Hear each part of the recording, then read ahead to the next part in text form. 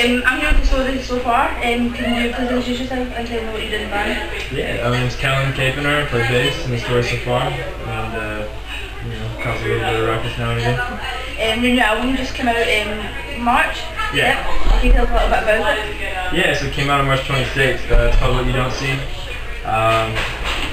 We spent the most part of the summer, instead of rather than tour, we spent our time committed to writing follow-ups to Under Soil and Dirt. I guess to tell you about it, it's what we feel is a logical progression from that album. I feel like there's bigger parts, better instrumentation, and just an improved overall quality of the record from what we had originally done. So we did it. Sam Pure engineered it, same engineer as our original record, but we just sort of upped the ante with the sound, and went and had it mastered actually by Brian Big Bass Gardner. So it sounds real polished and good. So. What's your writing process like when it comes down to sitting and writing your lyrics for your songs and such? We come together just typically the instruments first. So the four of us will kind of write like all the instrumentation, and then Parker will write his vocals, his melodies and his lyrics and things. Sometimes everyone contributes musically though. I don't mean to say that Parker doesn't write music. One does it more than another. Everyone pretty much does. We'll have a part, someone will have a part or a song or an idea, and then we all work on it. You know what I mean? So it comes from all of these, not just one person kind of thing. Yeah, it's really like a group process. So how do you think your sounds evolved from the first album to the one that you just brought out? I think we just tried to kind of mature it a bit. I don't know, it seems like a typical way to explain it. I suppose we did such in that we, I don't know, we really tried to, just in the way we organize the songs to make them very to the point, and we just wanted everything to be sensical in how we arranged it, and also the album as a whole. I feel like we wrote a better front and back, just like total album this time. And that's not to say that our other album isn't a good album. I just think that this one is a little more seamless as far as the track flow. Yeah. So that's all. I think obviously I stand behind both records. I think we worked our hardest on both and put out good work. But on this one, I think we looked at writing the album better instead of just songs. You guys have been a band since about 07, and you've had various EPs and stuff out, but you've got your first album in 2011, you've just had another album in 2013, and since 2011 really, your first album, you've been kind of getting bigger and bigger. What do you think is the kind of secret behind the success of going from a small band for 2 EPs? Because obviously there's bands out there that are really big with just EPs. Yeah. Being a small band with just EPs, to having that first album and just kind of... It was really the album. I think a lot of bands kind of get caught at releasing EPs, and I think it really put us where we were. It wasn't just obviously kids sharing music, which obviously perpetuated it, which had a lot to do with online, kind of like social networking and things, because that really did it on its own in a way. But I think what was most important, rather than releasing a second EP or another EP, was that we took the time to sit down and write an album.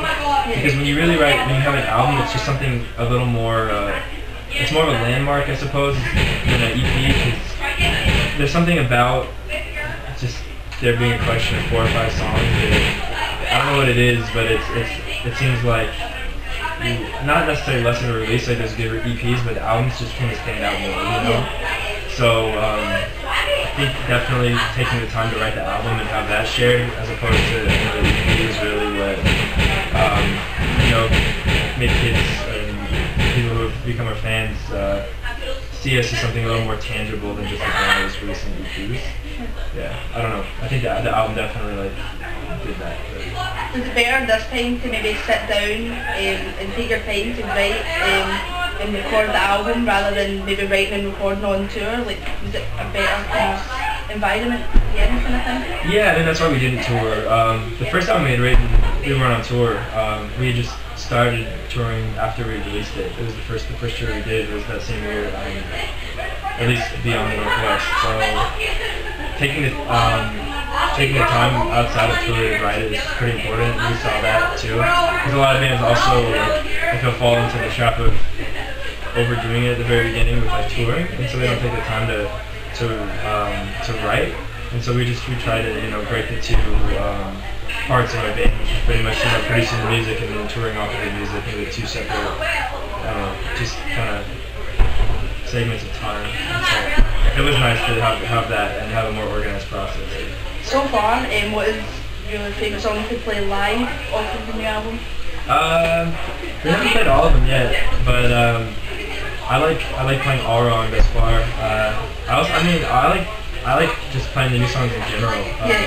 People really respond well to Right Here and Empty Space. It's just refreshing because we've been touring off the last album so long, and now we have another 11 songs that we can throw into the mix. So it's very nice and like fun for us to be able to throw something new in and see how kids react. Is it harder to pick out a set list when you've got a lot more songs? Because obviously you want to put a lot into the new album, but you're like all of these from the old album as well. Is that a wee bit harder to kind of come up with a set list? Yeah, like we try to keep it. We're trying to make it more even, like sort of like a half and half thing. Like we have a few older songs, like it's proportionately more older songs than new songs, but we still have like a good handful of new songs in there now. We're playing like I think at least 5 new songs in the mix and like 7 old songs. So well, I don't know. Like depends on the set time. Obviously we're headlining in more time, but as we whittle it down to 30 minutes, it becomes a little more difficult. Yeah. So, what is your personal favourite part about being on tour in a band? I mean, we're standing in Glasgow, which is kind of that's to me one of my favorite parts is seeing just different corners of the world. I never thought I would see at my age, especially like having been here 3 times now. I didn't think I would travel, through so often at my age. So yeah. Any last words for your fans and anybody out there that should know check it out? Thank you for checking us out. I mean, if you're watching this, you probably know who we are, so we really appreciate that. Pick up the new record if you haven't, share it with your friends, and keep on rocking in the free world. That's about all I gotta say. If people haven't heard of you before, where can they find you guys on the internet and where can they hear your music? Facebook.com/thestorysoffarca is in California, or The Stories of Arca, as we like to joke, which is our medieval band name. There, we have a website, thestorysoffarca.com. Should have all the links to everything you could possibly desire from our band. Yeah, that's great. Thanks a lot and have a great show and a great tour. Thank you so much.